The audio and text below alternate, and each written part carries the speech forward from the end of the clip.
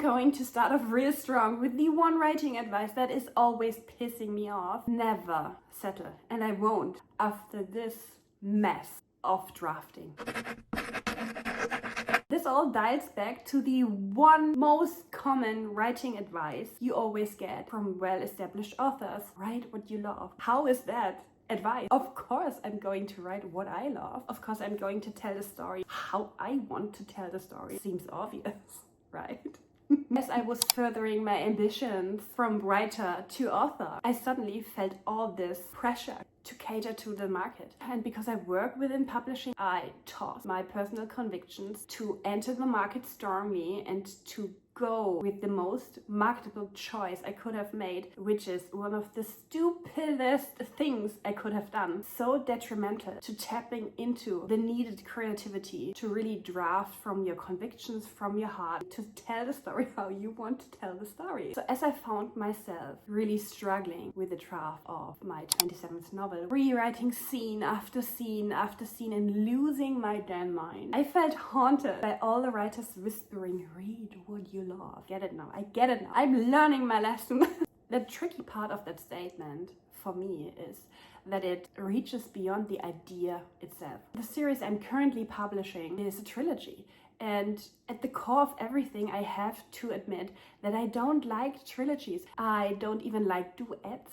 I despise standalones. It just has nothing to do with how I want to tell stories. Utterly in love with the long format series. 5 to 7 to 10 to 13 books. Give me that. And as I set out writing, I wrote book 1 with 5 to 7 at least books in mind. I do know that it is mostly uncommon in romance to have a coherent series. Same protagonist, same setting, same plot, stretching over such a large span of time, but I wanted to do it nonetheless. It was so important to me. So I drafted book 1 with all of this in mind, to have space, to have the possibility to let a lot of characters develop further, which I wanted to explore within plot so desperately. Then a publisher scouted me while drafting and they suggested to make it a trilogy because I was just breaking onto the market. I thought, okay, let's give this a try. They might be onto something, they might be right. Even though I know myself in my creative process for over 20 years now. And this is not hate to them, it's a great publishing team. I just felt pressured and I made the wrong call and it is haunting me. And now it feels like I'm trying to fit an ocean into a pond and I had to work on my mindset to not start hating this book. It felt like everything I could possibly do is just lacking. And I tried for a 4th book with the publisher and they denied. Unfortunately, I am never going to settle again. I am never going to go for anything less that I want to do. If that means I'm not as desirable for publishers, this is fine, because series actually tend to do really well in self-publishing. And I do love self-publishing. I love indie publishing. I love indie books. I love indie authors. So this is not the lesser choice for me. If it frees me, if it helps me unfold my full creative potential, I'm gladly going that route. All that being said, I feel like this builds up incredibly well towards the second lesson, which is craft matters. Relying on the craft of writing, the skill I have been honing since the tender age of 12 and which I now carry at the age of 36, helped me get through this hellhole of drafting. Because even when I felt like the world came crumbling down, I could rely on the fact that I was still able to tell a strong, engaging story, even though I felt so caged within format. I accepted it wasn't the story I originally wanted to tell, but I was still able to make it mine through style, structure, and a plot woven so tight that it was enough to hold everything together. I was able to do that and to pull that off, and I'm incredibly proud of myself because that has been rough. And 10 years ago I wouldn't have been able to handle the situation. I would have probably went to the publisher and said, sorry, but I feel like we are not working out. I need to tank this project. Please let me go. Because I wouldn't have had the tools to fix the problem. So I'm genuinely proud of the writer I have become. So invest in your craft whenever you can. This is going to be a long one. Stack the deck. I feel like this is where my marketing knowledge comes into play.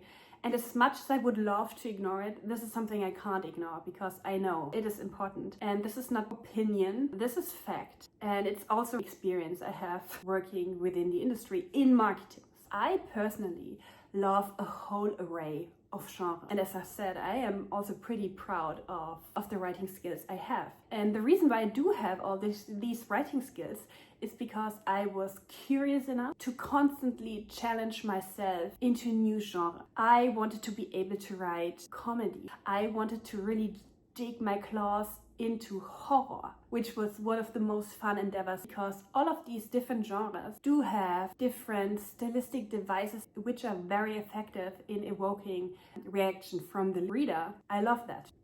I love it. So today I can confidently say if I want to write a certain genre, I'm fully able to, which is not always the best thing. I feel like this is stupid, but sometimes I feel like I'm really burdened that I do have so many interests because I can see myself having a career in each and every genre. However, when publishing enters the chat, it is not as easy. It's not about, okay, I want to write horror and then I might be going into romantic suspense.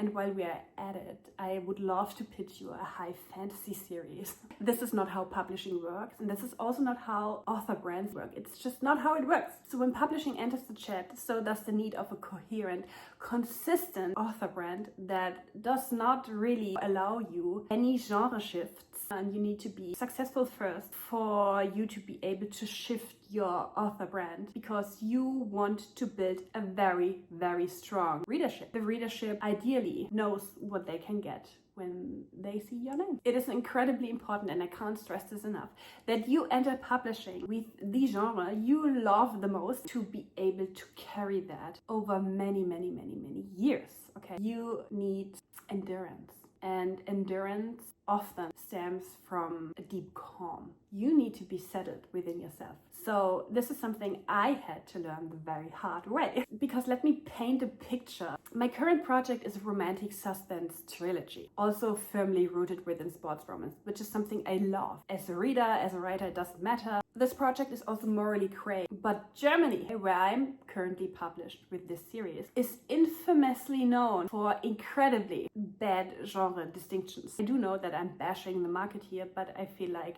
I'm very well equipped to bash that market. Almost every romance novel you see in Germany is marketed as a new adult novel, which is why new adult is the most read romance genre in Germany as of 2025. Even though a high percentage of these stories don't even fit the category, it doesn't matter. They are pushing the label onto you. Romance suspense, meanwhile, is a very small subgenre within Germany, which is where my horror begins, because romance suspense handles darker themes. So Germany labels it dark romance and markets dark romance. And this is where we went incredibly wrong, because this is not the genre I want to exist in. I'm not a big fan of dark romance. I don't hate or bash or want to shade dark romance authors, because a lot of dark romance authors are my friends. I also don't want to bash dark romance readers. I'm just not a dark romance writer. This has never been my interest. And morally grey romantic suspense is put onto the same dark romance shelf because a lot of booksellers do think it might be dark romance because of its darker cover design themes, which is a problem. Because first, it caters to a readership that expects a whole different story than they get. My project is just not a dark romance project. It also drastically minimizes your potential within traditional publishing. Might it be visibility in bookstores, or might it be through bigger bloggers? Because Germany is currently really intensely doubling down on dark romance, which I think is fair and called for. But when you're not dark romance and you still get shoved into this specific category, it becomes a constant uphill battle that is wearing you down and is wearing you thin, because you're trying for visibility. Also through extensive marketing and extensive marketing periods, you need to redirect your marketing campaigns into a different readership, which also means you need to bridge some gaps. So when the publisher is not doing it, you are the one constantly providing context, which makes you your own rally manager. And that's just too much. It's just too much. Suddenly your head is full of target group, readership, placement in bookstores, perception, marketing, and it's not about the creative process anymore, and it smothers everything. This is so rough. It has been so incredibly difficult. I know I just won't ever write another romance suspense series. Not in Germany, I won't. But this is what I mean when I say stack the deck. You need to be able to stack the deck, and you need to do it in a environment that feels sustainable for you as an author and for your stories within your target group to find the reader you really want to find. Lesson number 4 has a lot to do with mental health, because I for sure was on the verge of a nervous breakdown. And this is also the lesson I talk about the most with my fellow authors, and this is protect your pace. I was originally meant to have 3 to 4 months for each book in between deadlines, which is incredibly hard, but somehow, as I'm a fast writer and under different circumstances I'm a pretty efficient and experienced drafter, I somehow convinced myself this was realistic, and I don't know why I did that, but I felt I can even do it in 2. That's not a problem, which has been stupid and arrogant. You don't say things like that, okay? You just don't. But you don't just draft a book, right? You edit the book, you revise, you wrestle in book design. You do have a lot of communication in between. And on top of that, you need to tackle marketing in the year of 2025, where each platform behaves differently, and you are not necessarily able to cross-post content from TikTok to Instagram to Shorts, because we are also told as authors, one platform is not enough. You need at least 2, ideally 3. In the end, book 1 took me 10 months. Book 2 took me 7 months, which is fast, I feel like. I have been faster this time, but I'm also more desperate. And after missing deadline after deadline after deadline after deadline, I decided to have a talk with my publisher, because clearly this was not working out. I told them I could not keep going like this, but I would love to finish this project under them, because I felt like it also helped me grow as an author, as a writer. It also kickstarted my professional author career. What do you do? And they were incredibly understanding and removed the pressure entirely. So I'm forever thankful, and they were letting me hand in the manuscript whenever I was ready. This pushed back the release date for book 2 and book 3 entirely, but I'd rather deliver a story I can stand behind with every conviction I do have than rush into something hollow. Fortunately, my readers are patient.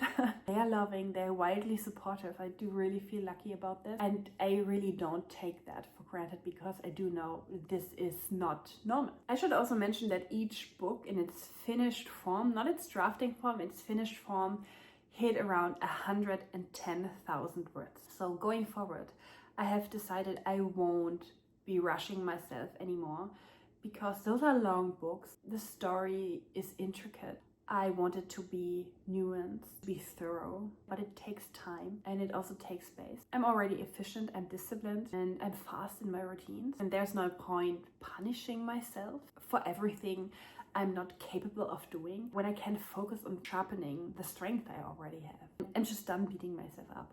If this is what it takes, this is what it takes. Last but not least, I do think one of the most important skill a writer can hone in his life is the ability to pivot, to know when to pivot. Because you know how to pivot consciously, because it has to be your choice. You're in control of your creative career, and your feelings and thoughts matter the very most. And without treating it as a failure, which is something I'm still trying to cope with, to accept that this is not failure. This is just a change of direction. Projects evolve. Mine drifted towards a dark romance readership, a market I never intended to enter. Add to that a shifting market landscape. Suddenly my creative identity was growing into directions I never ever anticipated. It also took me a few weeks to understand and to accept 2 simple truths. Number 1, this is not the end of the world. 2, I'm fully capable in changing the position I'm in. I'm in control. It is on me. Sometimes this is a harsh feeling, but it's also very liberating, because I am able to go into a different direction if I want to go into a different direction. So this is it. It is already slowly getting dark outside, because this took way longer than I originally anticipated, but I really wanted to talk about it. I wanted to reflect.